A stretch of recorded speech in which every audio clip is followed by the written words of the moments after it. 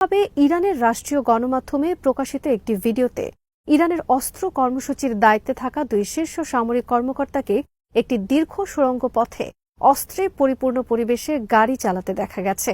খুবই মোটিভেশনাল সুরে এবং বলিষ্ঠ দৃষ্টিভঙ্গিতে তৈরি করা ৮৫ সেকেন্ডের ভিডিওটি এমন এক সময় প্রকাশিত হয়েছে যখন আঞ্চলিক উত্তেজনা বেড়েই চলেছে এবং ভিডিওটি ইঙ্গিত দেয় যে ইরান আক্রমণ সহ্য করতে এবং পাল্টা জবাব দিতে সক্ষম।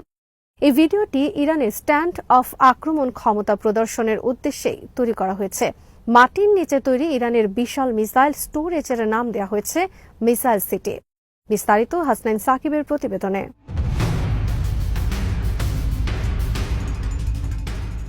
এই সুড়ঙ্গ দিয়ে যাওয়ার সময় ইরানের সশস্ত্র বাহিনীর chief of staff major general Mohammad Hossein Bagheri এবং ইসলামিক রেভলিউশনারি গার্ড কর্পসের aerospace force commander Amir Ali Hajizadeh ইরানের সবচেয়ে উন্নত কিছু ক্ষেপণাস্ত্র এবং রকেট প্রদর্শন করেন।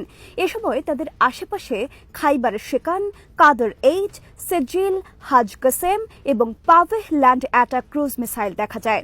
গত বছরে ইসরায়েলে হামলায় ইরান এই অস্ত্রগুলোর কয়েকটি ব্যবহার করেছিল।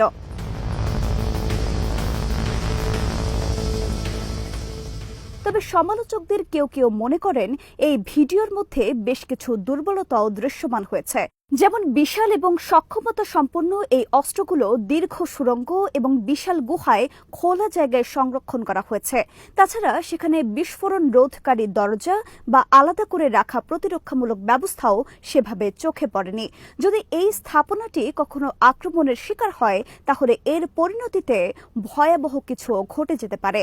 এই নিরাপত্তাহীনতা একটি বিশাল চেইন রিঅ্যাকশনের মাধ্যমে দ্বিতীয় বিস্ফোরণের সম্ভাবনাও তৈরি করে।